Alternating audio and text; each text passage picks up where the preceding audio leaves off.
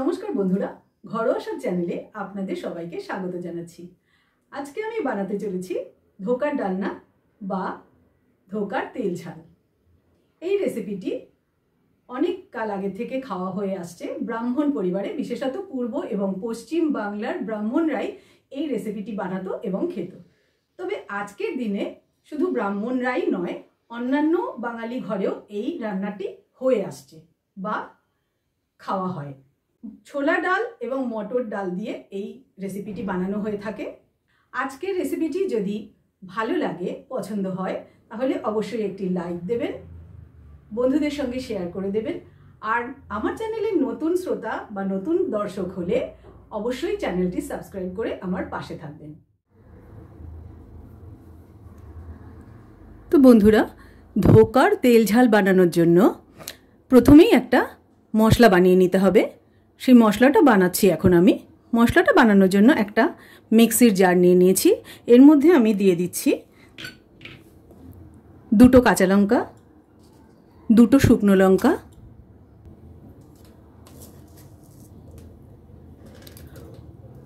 1 teaspoon গোটা জিরে, 1 teaspoon গোটা ধনে, একটা বড় টমেটো স্লাইস করে নিয়েছি, টুকরো করে নিয়েছি। আর দিয়ে দিচ্ছি বেশ কিছুটা ধনে পাতা, একদম ফ্রেশ ধনে পাতা রয়েছে। এটা একসঙ্গে আমি পেস্ট বানিয়ে নেব। মশলাটা পেস্ট করা হয়ে গেছে, এবার আমি রান্নাটা শুরু করব। রান্নার শুরুতেই গ্যাসের উপরে একটা কড়াই বসিয়ে দিয়েছি। এবার আমি এর মধ্যে দিয়ে দেব সাদা তেল বা রিফাইন্ড অয়েল।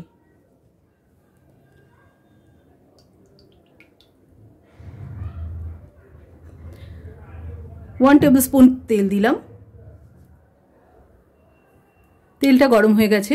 এবার আমি আগে থেকে বানিয়ে রাখা ধোকাগুলো একটু হালকা করে ভেজে নেব। এই যে দেখুন, আমি যখনই ধোকা বানাই তখন একটু বেশি করে বানিয়ে রাখি পরবর্তীতে ব্যবহার করার জন্য। সেরকমই ধোকা দিয়ে আজকে আমি এই ধোকার রেসিপিটা বানাচ্ছি। তো এই ধোকাটা হালকা হালকা করে আগেই ভেজে রেখে দিয়েছিলাম। এখন এটাকে আরেকবার একটু ভালো করে ভেজে নেব।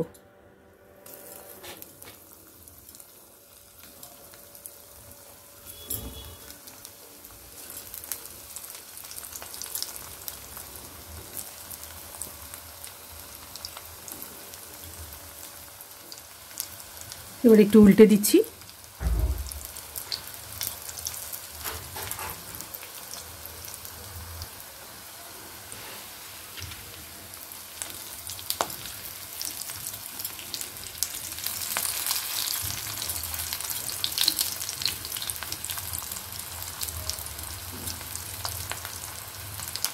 মোটামুটি উল্টে পাল্টে ভেজে নিলাম। এবার তুলে নিচ্ছি।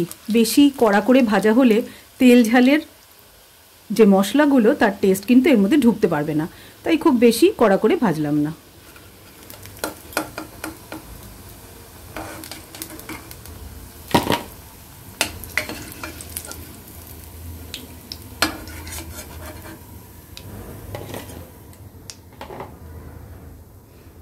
কড়াইতে যে তেলটা রয়ে গেল তার মধ্যেই আমি রান্নাটা করব।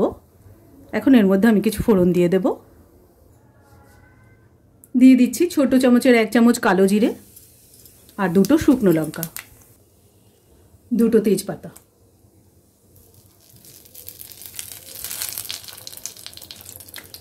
একটু নাড়াচাড়া করে দিচ্ছি। সুন্দর একটা গন্ধ বেরোচ্ছে। এবার আমি মশলার পেস্টটা যেটা আগেই বানিয়ে রেখেছি সেটা দিয়ে দিচ্ছি। তার আগে দিয়ে দিচ্ছি এই আদার পেস্টটা বা গ্রেট করে রাখা আদা, 1 ইঞ্চি পরিমাণ।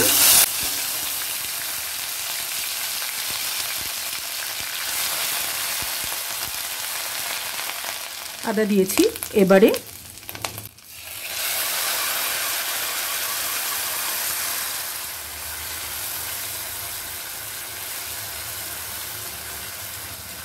মশলার পেস্টটা দিয়ে দিলাম আর ভালো করে নাড়িয়ে দিচ্ছি। মিক্সির জারটা ধুয়ে একটু জল দেব।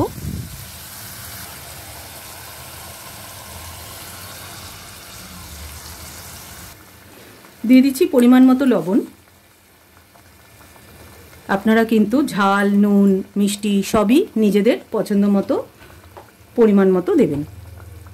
দিয়ে দিচ্ছি হলুদ গুঁড়ো। যেহেতু এর মধ্যে লঙ্কা, জিরে, ধনে আগেই দিয়ে দিয়েছি, তাই এখন শুধুমাত্র হলুদটাই দিলাম।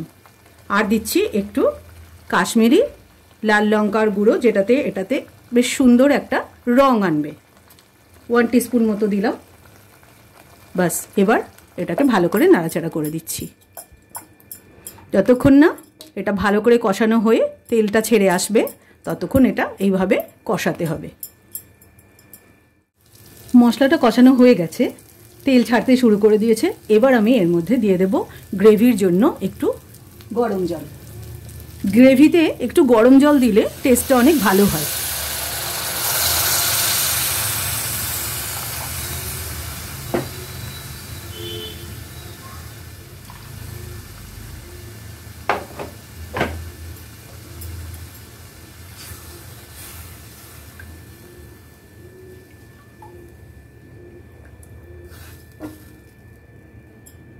একটু নাড়িয়ে দিলাম। কষানোটা কিন্তু একদম লো টু মিডিয়াম ফ্লেমে রাখতে হবে। আর এখন ফুটবে বলে, জল দিয়েছি বলে একটু বাড়িয়ে দিলাম। ফুটে উঠলে কিন্তু আবার কমিয়ে দেব। গ্যাসটা কমিয়ে দিলাম। গ্রেভিটা ফুটতে শুরু করে দিয়েছে। এবার দিয়ে দিচ্ছি 1/2 কাপ টক দই। ভালো করে ফেটিয়ে নিচ্ছি, তারপরে দিয়ে দেব।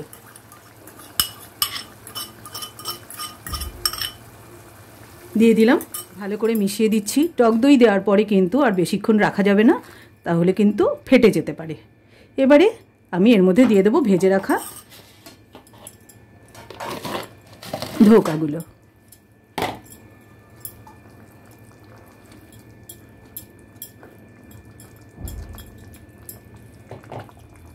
দিয়ে দিচ্ছি পরিমাণ মতো চিনি। আপনারাও কিন্তু স্বাদ মতো দেবেন, যে যেমন খেতে পছন্দ করেন। টক দই দেওয়া আছে তো, তাই একটু চিনি না দিলে টেস্টটা ঠিক ব্যালেন্স হয় না। ভালো করে নাড়িয়ে মিশিয়ে দিচ্ছি। কেমন লাগছে দেখতে? দারুণ না? আমার রান্নাগুলো যদি পছন্দ হয়, ভালো লাগে, সহজ মনে হয়, তাহলে কিন্তু অবশ্যই একটা লাইক দেবেন। বন্ধুদের সাথে শেয়ার করে দিতে পারেন। কমেন্টে অবশ্যই জানাবেন আমার রান্নাটা কেমন লাগলো। আর রেসিপিটা যদি পছন্দ হয় তাহলে অবশ্যই আমার চ্যানেলটা সাবস্ক্রাইব করে দেবেন। আর যারা সাবস্ক্রাইব অলরেডি করে দিয়েছেন তাদেরকে অসংখ্য অসংখ্য ধন্যবাদ। এভাবেই আপনারা আমার পাশে থাকলে আমি আরও অনেক রকমের রান্না নিয়ে আসতে পারবো। নতুন নতুন রান্না আপনাদের সাথে শেয়ার করতে পারবো। রান্নাটা রেডি হয়ে গেছে। এবার আমি গ্যাসটা অফ করে দিচ্ছি। দিয়ে দিচ্ছি সামান্য একটু গরম মশলা গুঁড়ো।